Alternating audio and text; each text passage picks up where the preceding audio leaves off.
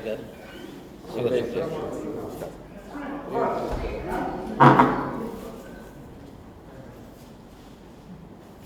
Thank you.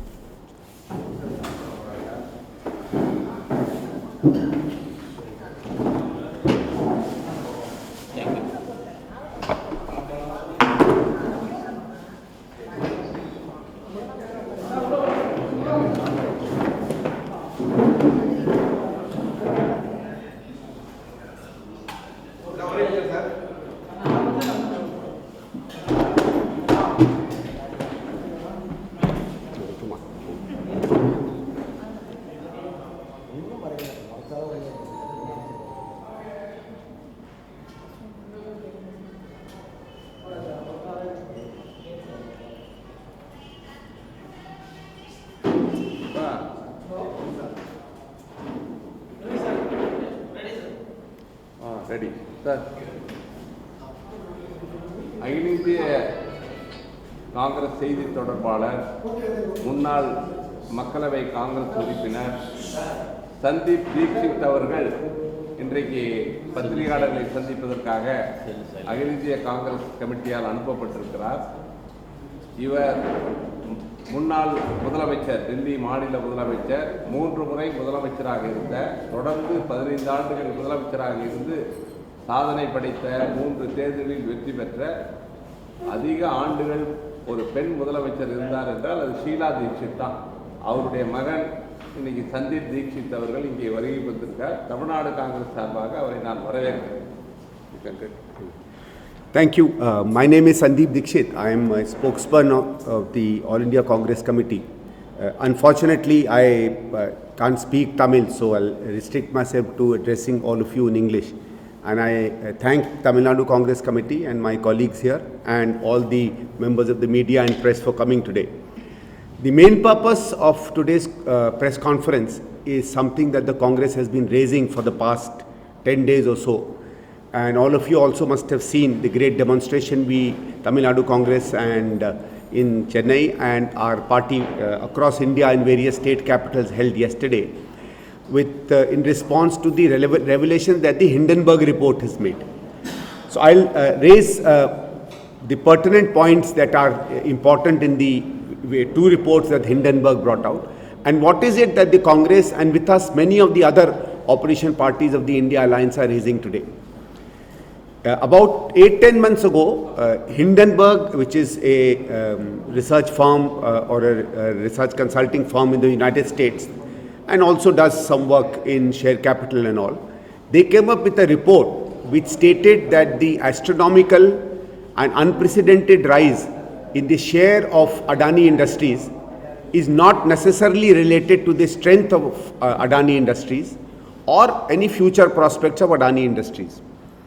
And this is also something that many people in India involved in stock markets used to continuously wonder as to what is it with the Adanis that is leading to such astronomical rises.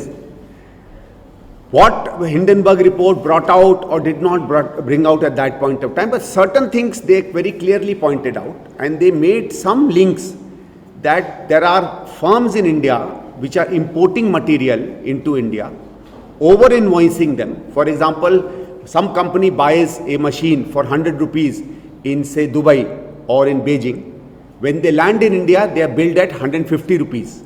So overbilling is happening, over-invoicing is happening, and the amount of money that Adani for buying those machines sells to its own related companies, a large number of companies that were there all over the world, that money is kind of over-invoicing, is going out of India.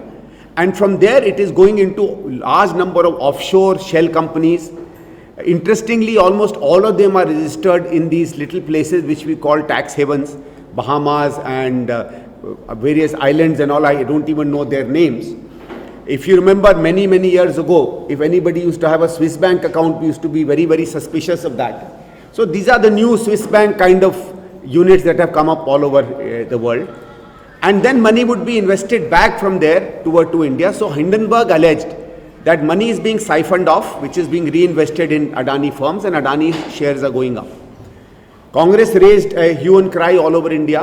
We said that this is very dangerous for Indian economy. Such a large corporation like Adani if it's really built its share capital on something that is not really there, just a balloon, it will be very, very dangerous for India's economy. The Supreme Court took cognizance of this and instituted inquiries into this.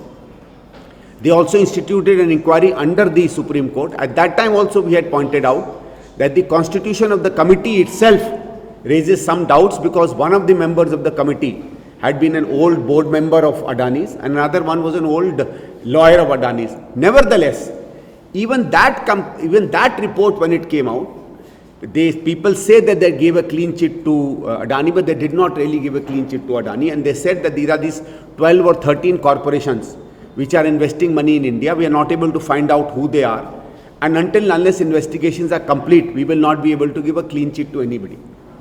Anyway, all these negotiations went on. Just 4-5 days ago, something new has come up with Hindenburg that has really changed the whole situation. And here they focus directly on the SEBI chairperson, Mrs. Madhavi Puri Buch. She is the first private sector individual to become chairman or chairperson of SEBI. She was a private investor herself, and what she did in her business life is completely up to her. She and her husband have both been very successful corporate people and maybe investors. What they did is not of our concern. But what is of our concern is that when you change the pattern of some organization so important as SEBI, India's 5th or 6th largest stock exchange in the world, I think we are handling something up in the upwards of 10 to 12 lakh crore, investing in about 58,000 companies. Share is not something that only the rich invest in today. Normal middle class people, poor people, they all either put in money in shares or in mutual funds. So it's something that every Indian aspires to earn some money from. And SEBI is really the only watchdog that is there between large corporations and their small shareholders across India. And therefore, anybody looking after SEBI is somebody who should have the trust of every Indian, especially our small investors and our poor people, those who look at stock exchange to earn some money.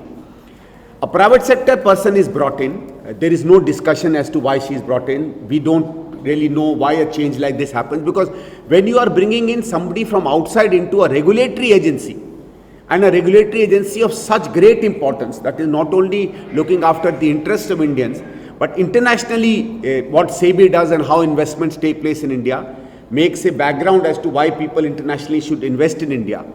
It becomes important that their capability and integrity are beyond any doubt. But unfortunately, with the Modi government, even in important institutions, no debates take place. You yourself saw that just 3-4 days ago, because they finally found that they are not getting votes anymore and the poor and the backward in India have started doubting the BJP, they took back their lateral entry system. But Madhavi Puri Buch is probably one of the first people who took advantage of the lateral entry system and became chairperson of SEBI. Now, in the second report that Hindenburg brings out, they started showing that all the papers that were sent to the Supreme Court committee and the inquiries were all sent by SEBI. SEBI chairperson in this whole while was Madhavi Puri Buch, and they showed that Mrs. Buch and her husband, Mr. Dhaval, both have had financial interests with various Adani companies.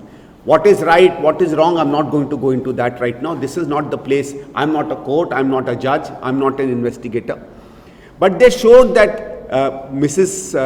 Madhavi Buch and her husband have also invested in various these dark hold foreign companies. First of all, my very first question comes that Indians and all our regulatory agencies, we have great doubts over these offshore companies where nobody knows who's investing, who's putting in Bahamas or in Maldives or wherever these places are. And Mrs. Buch had put in almost 3 or 4 crores of her money into some corporation in these islands. Now, a SEBI chairperson who finds it not a problem to invest in these dark corners of the world, can somebody like that be trusted to take care of SEBI? I think that's a question mark by itself. It puts a doubt on the very selection process. But it was found that through the sum of these, she had invested in some companies that had some relationship with the Adanis. It also came up interestingly over a period of time that certain people connected to Advani were also looking after some of these corporations. And therefore, Hindenburg said that can she really be trusted, and can an inquiry in which all the papers, all the evidence was given by SEBI and while she was in charge of that, can that be trusted? Unfortunately, rather than addressing this allegation seriously, I'm not saying whether there is any merit to it or not, SEBI suddenly comes up to the defense of its chairperson, takes out a unnamed document and says, we reject all charges. Question is, if for such an important inquiry that is about Adani, by an organization as important as SEBI, if serious allegations are made, I think the allegation should have been addressed carefully. They were not. None of the points raised in the allegation were addressed, and they tried to dismiss Hindenburg itself, which is why the Congress has taken it up and said that it is very important that it is seen that inquiries are held which are clear and conscious. It was also some issue was mentioned that whenever issues like this came up, Mrs. Madhavi Buch recused herself. Nowhere was it said that when Adani's issues came up, did she recuse herself or not. So in this whole game, it suddenly started appearing that either Mrs. Buch influenced the papers going, or the government influenced her, or there is something which is not correct. Something very, very dark and dangerous is happening, and it can only be cleared if an impartial inquiry takes place. Again, as I said, perhaps she is completely innocent, perhaps she is not, but then what is the competent authority? And it is strange that SEBI decides to give itself a clean chit. Nowhere in the world, if serious allegations are made, can the person or the organization on which allegations are made give themselves a clean chit. They can give facts. They can give evidence to say that they are innocent. But who are they to give themselves a clean chit? And therefore, the Congress demanded that the only way to clear this whole thing is to constitute a joint parliamentary committee or a JPC. And I would also take 2 minutes of your time to tell you why a JPC is important. Why not CBI or why not some other organization? No other organization is competent to go to the extent to which the problems that are coming out of the Hindenburg report can be seen. For example, what will a investigating agency do? Maximum is look at some evidence, look at some papers. Those papers will also be provided by SEBI. Madhavi ji is refusing to resign, so she will remain chairperson of an organization. And everybody in India knows that in the way Indian government systems work, the chief of the organization dictates and directs directly or indirectly everything that an organization does. It is very easy to say that you recuse yourself, you don't attend that particular meeting, but we all know, and especially in the case of SEBI, ask anybody who's been involved in SEBI or who's been involved in this share market system, that while SEBI has a board of 3 or 4 or 5 people, the chairperson of SEBI is the most important person who runs and dictates everything that a SEBI does. What is the advantage of the Joint Parliamentary Committee? What we also want to know is not only what happened in paper, but what happened informally in SEBI. Did Madhavi Buch as chairman try to protect Adani or her own investments in that? Did the government try to put some influence on her? And I'm saying if these allegations are true or untrue, only when in an organization the FM can be called or Mrs. Buch can be called or other people can be called and discussed and told about or asked about issues far beyond the legality can the truth come out, and that can only be done by the Joint Parliamentary Committee or the JPC. And that is why we are demanding a JPC.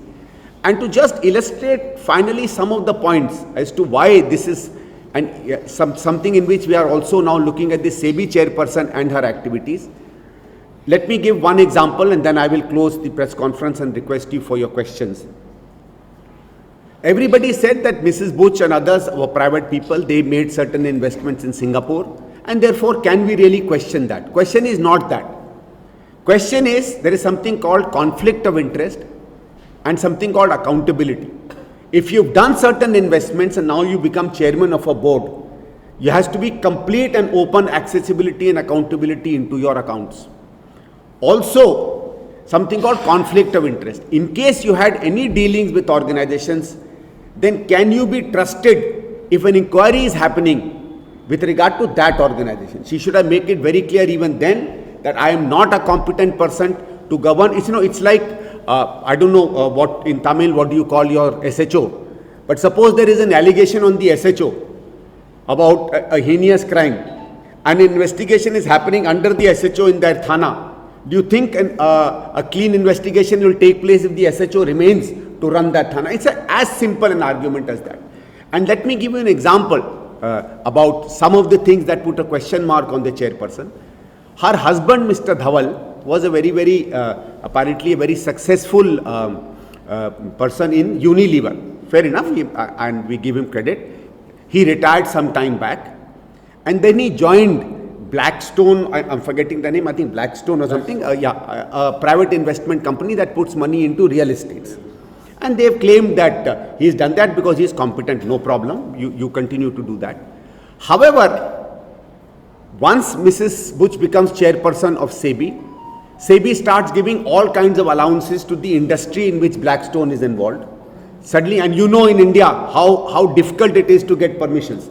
All of you are journalists, all of us are people. Even to get a small permission by this government can take 6 months, 1 month, 2 years, 3 years, 4 years, 5 years. It's a continuous process. And not only do they get that, an interesting thing happens. Mrs. Butch makes it much more lenient and in fact allows, in the rule allows that offshore companies which are registered in these shady islands, they can invest money in India and no law can force them to reveal to us who their owners are. I'll just show this point to you. You know our Income Tax Act. If you get a payment above 20,000 rupees, you cannot receive it in cash. Even if you receive it in cash, even if somebody has given you 5,000 rupees, you have to put it in your income tax account. And they have to know who that person is or who that company is.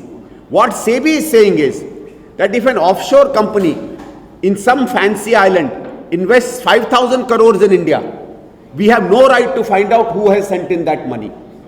5,000 rupees you get in income tax, you have to show where that money comes from and what it comes from. 5,000 crores, 2,000 crores, 10,000 crores can come from an offshore account and you don't have the right to even come to know where that money is. Now these are very dangerous laws and SEBI has allowed some of these things to happen.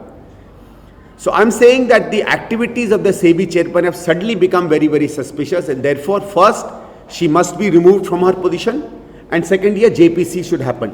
And the third thing that puts a doubt on Mrs. Butch herself is that it is very clear in SEBI that anybody working in SEBI apart from SEBI cannot be involved in any other business or any other consulting or any other activity apart from working in SEBI. That is a condition of SEBI. Now Mrs. Madhavi Butch, before she became SEBI chairperson and before she became a member, was running 2 or 3 private consulting firms, one Agora which is registered in Singapore and in Delhi, and one more firm. And in the one that is registered in India, she was owning 99% of its shares. She put in her report that after she became chairperson, no activity took place in these private firms. That means her firm became dead. She did not do any consulting work. Therefore, she did not earn any money from this after that. However, later on it came out that her husband was doing consultancy under the name of Agora and has earned almost 3.7 crores out of that. Now, if it's a company owned by you in which 99% of the shares are yours, under what logic can you tell us that if your company earns 3.7 crores out of consultancy, therefore you are not doing any work? Her own salary, I think, would not be more than 50 to 60 lakhs. And you are earning 3.5 crores from another consulting firm. So this also proves that probably Madhavi Puri Butch ji may not know the rectitude and the moral stand that we in India expect people of our regulatory institutions to hold. So I think in that case, there is a lot of doubt on whether she really fairly conducted herself or not. And I think the only way to clear her name, clear the name of SEBI and put people's interest back in India's investment organization would be to hold the JPC and clarify the whole issue. Thank you very much. Any questions?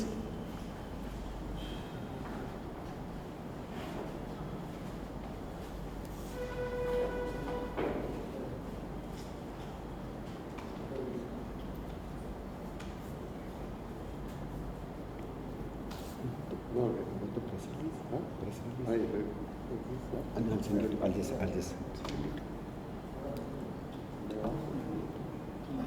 And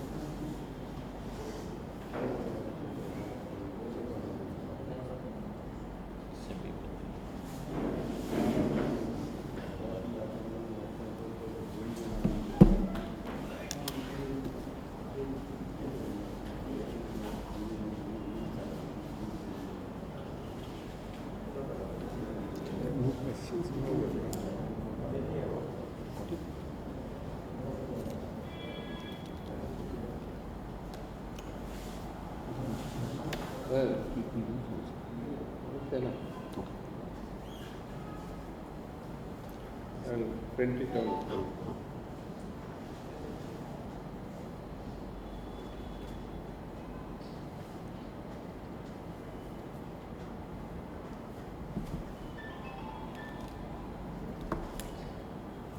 Without no question, this I do.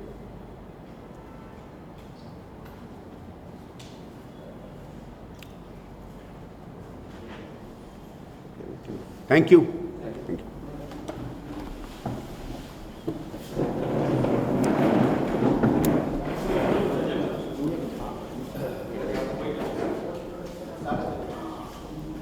Come, sir. Come.